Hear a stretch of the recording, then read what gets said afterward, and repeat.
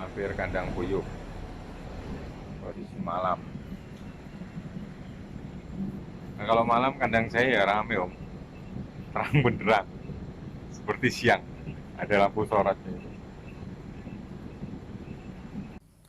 Terima kasih sudah klik channel Body Farm.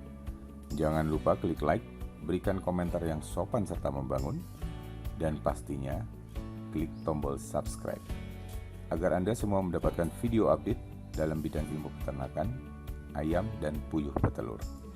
Ingat, mengkonsumsi telur omega 2 butir sehari sangatlah membantu asupan protein bagi tubuh Anda. Di era new normal ini, tubuh kita perlu diberikan asupan protein terbaik, yang salah satunya berasal dari telur, ayam, dan puyuh yang mengandung omega 3, 6, dan 9. Ingat, waspadalah COVID-19 yang berada di lingkungan Anda. Persiapkan betul daya imun tubuh kita masing-masing agar tetap sehat. Selamat menonton dan semoga bermanfaat.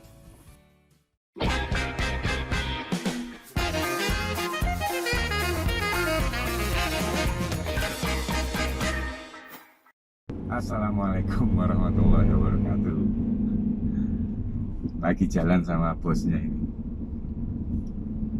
Kalau bosnya ini kan yang 2 putri organic farm.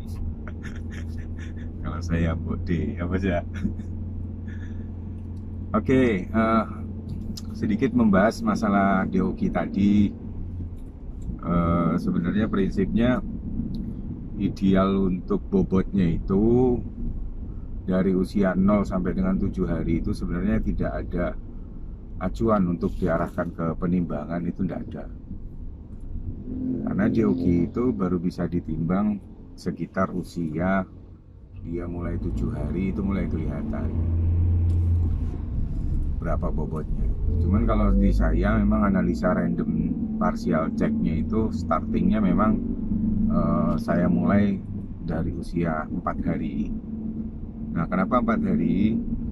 Karena periodik waktunya 1 sampai dengan 3 hari itu kalau di puyuh itu kan memang masih sangat rentan, artinya faktor buka tutup dan lain sebagainya itu masih berpengaruh pada puyuh gitu loh, karena dia masih kecil kan ya.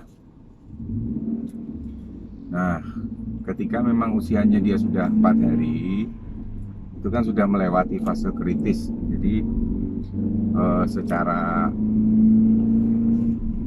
keamanan dari segi dingin, kemudian kandang tertutup itu sudah nggak masalah di puyuh gitu loh. Usia 4 hari itu sudah melewati fase kritis. Nah, kalau masalah mortalitas kematian itu kalau menurut saya sih tentatif lah, proses masing-masing orang mungkin akan berbeda. Nah, kalau di saya tadi matinya ya alhamdulillah sudah 8 plus 6 itu berapa? 14 ya. Bonusnya itu kan dapat 2% biasanya kalau orang beli. Jadi lebih kurang sekitar 20 ekor dalam 1000 box ya. Betul ya, 2% ya Mas. 2% kali 1000 berapa? 20 ya. Gitu. Nah, masing-masing daerah mungkin berbeda secara persentase penambahan DOQ-nya dari PT A atau PTB itu pasti akan beda. Nah, yang menarik salah satunya saat ini mungkin fase DOQ lagi mahal-mahalnya. Jadi kemarin saya aja dapat itu harga 3.100. Kalau saya jual malah DOQ saya itu mungkin sekitar di angka 4.000. Banyak kenapa? Karena perbedaan dan memang nggak saya jual sebenarnya. Jadi buat teman-teman, ini saya masih ngatur proses antrian dulu, step by step, pelan-pelan kita nata ke arah situ. Tapi lebih cenderung ke telur fertilnya, nanti masing-masing mungkin belajar menetaskan sendiri. Nah, di puyuh itu seperti yang disampaikan oleh Mas Adi kemarin, prospeknya mana sih yang lebih prospek antara ayam dan puyuh? Jadi sebenarnya eh, menurut saya sih ya masing-masing itu punya prospek tersendiri. Artinya satu sisi ayam itu modalnya besar, cuman proses untuk menjaga, maintenance dan mungkin pengolahan pakannya jauh lebih mudah dibandingkan dengan puyuh. Produktivitasnya lebih mudah dikawal dibandingkan dengan puyuh. Nah, cuman permasalahannya kalau di ayam itu susahnya cuman satu. Ketika misalnya terjadi problem kesalahan pemberian pakan gitu ya, maka normalnya kita mengembalikan ke dia ke normal itu butuh waktu lebih cepat 2 sampai dengan 3 bulan. Bayangkan sudah waktunya bayar pakan, nggak ada penghasilan di telur. Nah, jadi di ayam itu nggak boleh main-main untuk pergantian pakan, itu nggak bisa. Sedangkan di puyuh itu, kalau di puyuh itu lebih ke penanganannya lebih simpel kalau untuk masalah pakan. Jadi kalau di pakan itu, puyuh ketika terjadi stres atau pergantian pakan itu lebih gampang mengkondisikannya, ya mungkin butuh waktu 1 minggu untuk mengembalikan lagi ke level produksi yang diinginkan gitu.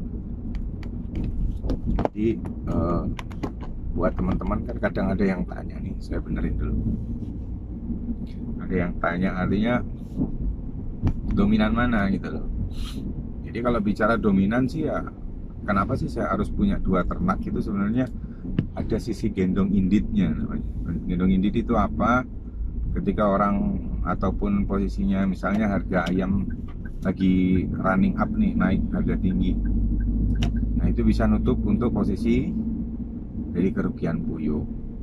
Nah, begitu pun sebaliknya, ketika puyuh lagi tinggi, karena puyuh ini cenderung lebih stabil ya harganya, itu bisa nutupi harga telur ayam yang mungkin di bawah angka 20. Jadi untuk menambah dari sisi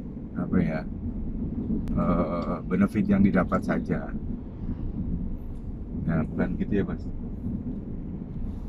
Ini harusnya bosnya ngomong ini. Ini istri saya.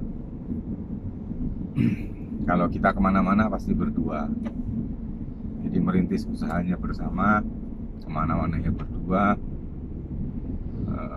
beli pakannya sama-sama berdua. Ya kemana aja, hubungan ke luar, ketemu dengan orang, diskusi, selalu berdua. Jadi kenyamanannya usaha bersama itu bisa begini. Sekaligus ya ada benefit yang didapat. Artinya kita diringankan dengan secara tugas. Secara tugas. Jadi kepala rumah tangga itu ya dibantu.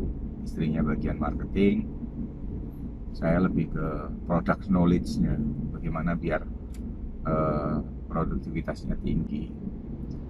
Jadi di hari keempat ini untuk puyuhnya sih kalau saya rasa sudah sangat sehat. Pemilihan dioki itu tentatif. Jadi misalnya seperti yang saya katakan kan, perlu dilihat dulu untuk konteks dari daerah masing-masing. Jadi misalnya di daerah Mas Wimpi ini, kebetulan Mas Wimpi kan area Sumatera Barat. Itu kan konteksnya pembelian telur puyuh itu kan di angka butiran nih, jadi ceritanya. Jadi bukan kiloan. Telur beliau kemarin informasi ke saya itu luar biasa, bobotnya 13 gram per butir, kebayang kan? Itu averagingnya rata-rata. Artinya ada telur yang lebih besar dari itu juga. Probabilitasnya mungkin berkisar 1 kilonya di angka 73 butir sampai dengan 77 butir. Nah, kalau sisi penjualannya di Sumatera sana menggunakan butiran, tentunya dengan bobot yang lebih itu akan terjadi kerugian. Jadi kalau konsepnya ya memang pinternya bakul di sana atau penjual di sana, artinya dia nggak mau telur yang kecil, ya kan? Telur yang kecil dia nggak mau, maunya telur besar. Artinya peternak lagi yang dirugikan gitu loh. Karena secara komposisi semakin berat bobotnya, Maka kalau penjualannya sistemnya dengan menggunakan berat kiloan itu kita diuntungkan sebagai peternak gitu loh. Tapi ketika dihadapkan dengan posisi pembeliannya butiran, ya maka kita akan rugi. Karena dihitung saja coba. Misalnya harga satu butir Rp240 misalnya. Dikalikan 77 butir, itu cuman ketemu berapa duit? Berapa, Bos? Dikalikan, Bos. 240 dikalikan 77. Ini biar dihitung bosnya. 18,8. Berapa? 18,8. Lah, harganya adalah 18.000. Taruhlah 19.000. Itu sudah jauh dari BEP gitu loh. Bukan jauh dari BEP, jauh dari harga normal sekarang. Di Blitar aja harganya sudah 28.500. Nah, itu yang teman-teman kadang tanpa terasa, tanpa kita sadari, hal-hal begitu itu berpengaruh. Makanya saya sarankan tadi ke Om Bibi itu kalau bisa proteinnya yang diturunkan. Kalau yang paling ekstrim jumlah pakannya yang diturunkan, tapi itu efek dominonya ke produksi juga akan berdampak ke situ. Apa yang harus dilakukan ya, kita harus mengkonsepkan telur puyuh itu bagaimana caranya isinya bisa 90 butir. Kalau 90 butir itu rata-rata bobotnya kan ya sekitar 10,5 gram kan per butir. Nah, kalau di Blitar itu yang kecil-kecil mungkin rata-rata ada yang 1 kilo itu isinya 95 butir ya, Bos ya. Ada yang 100 juga ya. Nah, itu memang dibelinya harganya butiran gitu. Nah, artinya puyuh-puyuh yang bertelur kecil-kecil itu sudah dikondisikan dari awal. Jenisnya kita harus paham betul. Apakah itu jenis lokal ataupun luar gitu. Nah, ketika dia jenis lokal seputaran puyuh-puyuh lokal yang dijual itu, saya yakin pasti telurnya kecil-kecil. Pasti kecil-kecil. Karena memang unggasnya juga kecil gitu loh, nggak gede. Bobotnya dia mungkin rata-rata di bawah 200 gram. Jadi ketika di Blitar misalnya harganya kalau dibuat kiloan begitu ya nangis yang beli gitu loh. Jadi efeknya memang kita harus berpikir dua arah. Salah satunya efek yang ditimbulkan mungkin untuk penjualan yang sifatnya kiloan, ya kita harus mikir juga ke pembelinya. Jadi pembeli itu idealnya kan kalau saya sih rata-rata memang antara 83 sampai 85 butir per kilo. Itu sudah menurut saya sudah bagus lah, sudah super. Artinya sudah sangat untung juga untuk peternak. Pembeli juga posisinya nggak rugi-rugi amat gitu. Nah, ini problem sebenarnya. Kebayangkan harga 18.000. Sementara produktivitas pakan itu anggaplah harganya misalnya di angka 6.000 ini. BEP-nya mungkin sekitar 16.000. Ya kan? Nah, otomatis secara tidak langsung kita yang dirugikan sebagai peternak. Nah, oleh karena itu ya pandai-pandailah menyikapi. Jadi kalau di Blitar itu kan posisinya rata-rata kita kiloan ya, Mau ya. Jadi semuanya rata-rata kiloan. Dibeli kemarin itu harga terakhirnya, misalnya ada yang pengepul minta telur omega atau telur biasa. Kalau telur biasa sekitar 28,5 kemarin. Nah, itu pengepulnya minta dikirimi yang seperti itu. Ya sama, tapi hitungannya adalah kiloan. Nah, kalau kiloan dengan bobot seperti telur Om Wimpi itu yang 13 gram, itu saya sangat senang sekali malah. Cuman pembelinya kan jadi senep, perutnya mules gitu. Karena terlalu besar secara gradien parsial, ukurannya puyuh itu terlalu besar. Terlalu besar artinya memang segmen pasarnya yang akan berbeda. Jadi misalnya contoh saya mengkonsepkan telur ayam gitu ya, telur ayam omega. Ya, telur ayam omega itu malah orang-orang sukanya yang memang besar gitu, yang ukurannya mungkin di atas 72 gram gitu. Sementara telur puyuh juga yang carinya yang besar-besar, karena segmennya memang segmen omega gitu loh. Nah, bagaimana ketika itu posisinya hanya segmen dari pasar biasa? Ya pasar biasa, otomatis ya kita yang harus antisipasi gitu. Bagaimana caranya untuk menyikapi jumlah secara butiran itu masih ketemu gitu. Kalau di lingkungan sekitar masih menggunakan butiran ya sayang dong kalau kita menggunakan kiloan, karena nggak akan ketemu ini barometer itu ya, harus dijaga betul. Makanya habitsnya artinya dilihat dulu lingkungannya dulu. Ketika lingkungannya posisinya di sana rata-rata mintanya beli kiloan, ya pergunakanlah bibit-bibit unggul nih ceritanya, misalnya seperti peksi, seperti mutiara, kemudian ada lagi blaster atau malon. Nah itu bebas gitu loh yang kita pergunakan, karena memang ngejarnya ke arah bobot itu tadi. Jadi gitu teman-teman, hari keempat laporannya.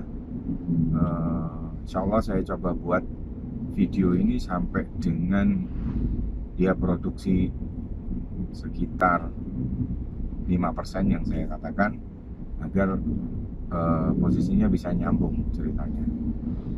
Tapi jangan bosan-bosan dengan bahasan yang sama ya, karena ini paradigmanya kita masih konsepnya ke arah dioki itu tadi.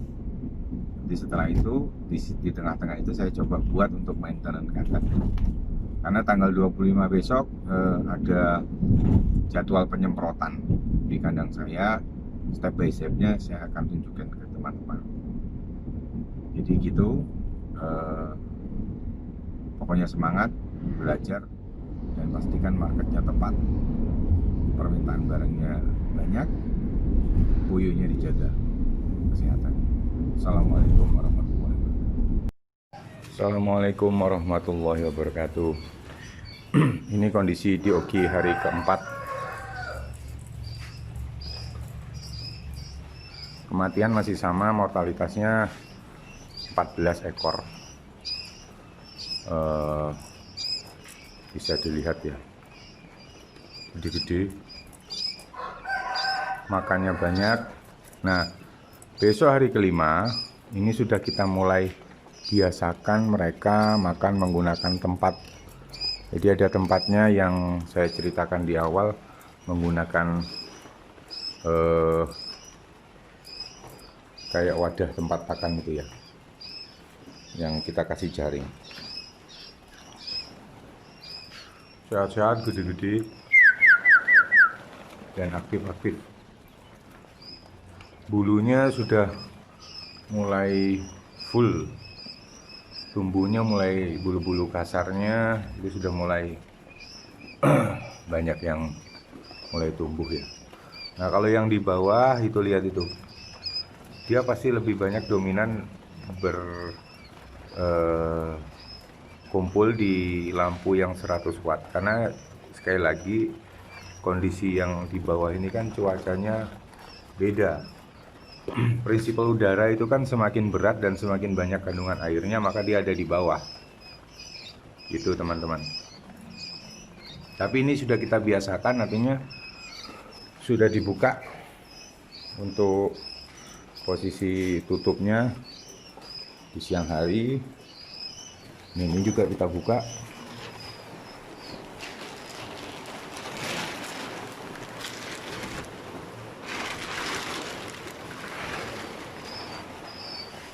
Tuh. Nah di sini bedanya kepadatannya memang lebih padat banget, lebih padat, cuman panasnya juga dapat, lebih apa ya, lebih simple kalau menurut saya. Ini coba dilihat, airnya sudah mulai sisa sedikit. Di sini juga puyuhnya sudah mulai belajar minum. Jadi idealnya memang usia 3 hari itu puyuh-puyuh ini sebenarnya sudah bisa untuk minum menggunakan nipel. Gitu, karena sudah terjangkau. Kalau tidak terjangkau dia akan naik di atas mangkoknya itu tadi.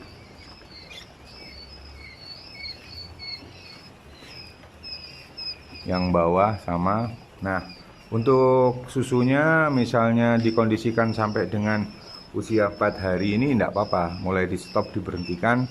Usia 5 menuju ke 7 harinya tinggal kita berikan ciprofloxacin saja beserta asam sitrat itu tadi dan soda kue. Nah, terpenting nanti ketika dia usianya sudah 7 hari, campuran itu tadi kita tambahkan dengan Fortevit ya, sesuai dosis. Itu sudah mulai ditambahkan, jadi nanti duplikasinya penambah daya tahan tubuh sebelum di usia 8 hari dia mulai dirubah dengan menggunakan obat pencernaan. Nah, itu harus disiapkan dulu ke arah situ. Gitu. Nah, ini untuk bobotnya lebih kurang sudah 15,28 gram. Usia 4 hari. Lepas. Jadi secara bobot mestinya kalau untuk puyuhnya ini sudah besar.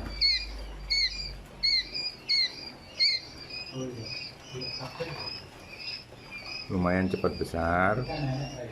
Kemudian sehat lah kalau menurut saya. Nah, ini mulai dilakukan seleksi sebenarnya. Seleksi untuk yang sakit-sakit itu mulai dipisahkan di usia 4 ini sudah aman. Sudah mulai aman, bisa dikatakan aman. Cuman idealnya memang penimbangan itu prosesnya dilakukan sekitar usia setelah 7 hari ya. Cuman kalau saya startnya 4 hari ini sudah ditimbang acak. Gitu Om.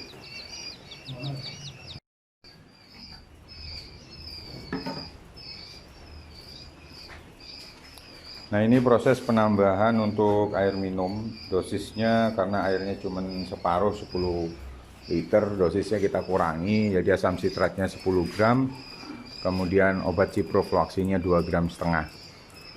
Ini murni kita isi airnya hanya sebatas itu, tidak pakai susu. Jadi kalau susu kita kondisikan cuman yang ada di tengah. Jadi bobotnya rata-rata seperti yang teman-teman saksikan tadi sudah segitu ya. Tapi nanti sebenarnya idealnya nimbang itu di usia 7 hari. Pak Kolis jangan lupa ininya ditutup ya Pak. Ucul biasanya. Nah, ini Pak Kolis ini yang biasa handling kebersihan kandang.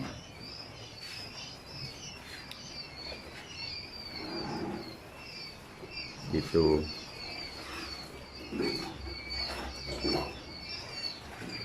Ini ya kemarin berkurang ya Pak Olis ya. Kemarin kan segini ya kalau nggak salah.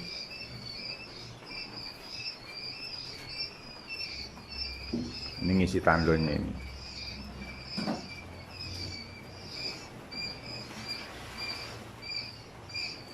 Jadi sudah pinter minum, sudah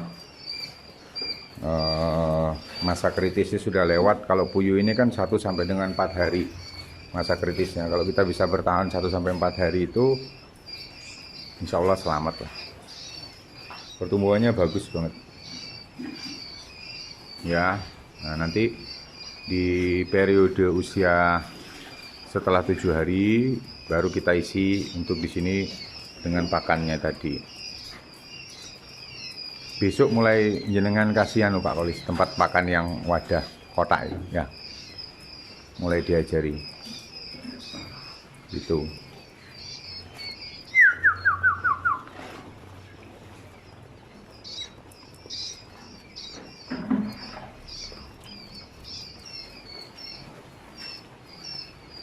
Jadi itu teman-teman, kalau dia sudah capek, udah kenyang makan, itu pasti akan istirahat begitu. Jadi ini menurut saya diokinya sudah lumayan ini, udah gede-gede. Perkembangan hari keempat. tidur dia.